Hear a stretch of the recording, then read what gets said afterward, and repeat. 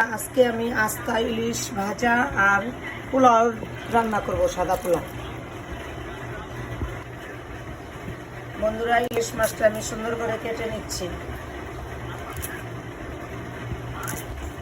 বন্ধুরা, ইলিশ মাছটা আমি কেটে সুন্দর করে নিচ্ছি। বন্ধুরা, ইলিশ মাছটা আমি সুন্দর করে কেটে নিচ্ছি। বন্ধুরা, এখন আমি মাছটা সুন্দর করে কেটে নিয়েছি। এখন মশলা দিচ্ছি। বন্ধুরা, হলুদ ফাঁকি দিয়েছি, সামান্য একটু মরিচের ফাঁকি দিচ্ছি মাছটা সুন্দর টাইট থাকার জন্য। একটু লবণ দিয়েছি, হালকা একটু ধনিয়ার ফাঁকি দিচ্ছি, একটু ঘেরান আসবে। এখন সুন্দর করে মাছটা মেখে নিচ্ছি। মশলাটা মাখা হয়ে গিয়েছে, এখন 10 মিনিট রেখে দিচ্ছি। এখন আমি ইলিশ মাছটা ভেজে নিচ্ছি।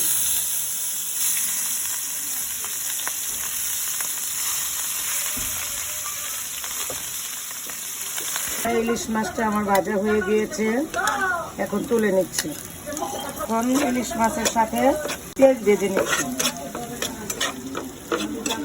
বন্ধুরা, আমি এখন পোলাও, সাদা পোলাও রান্না করব। তেল দিচ্ছি, তেজপাতা দিচ্ছি,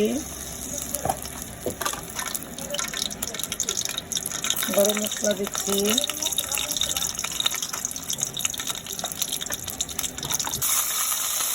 পোলাওয়ের জন্য।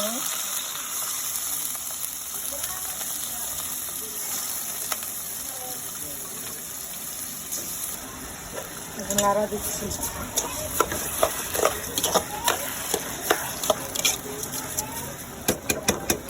এখন দম দিব।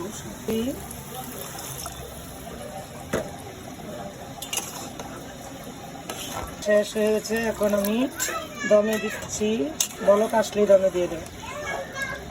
পোলাওটা আমি এখন রেখে দিচ্ছি। বন্ধুরা, আমার পোলাও, সাদা পোলাওটা এখন হয়ে গিয়েছে। এখন আমি বেড়ে নিচ্ছি। বন্ধুরা, আমি এখন সাদা পোলাও আর ইলিশ ভাজা, ইলিশ পোলাও আমার শাশুড়িকে খেতে দিচ্ছি। মানেন। বিসমিল্লাহ।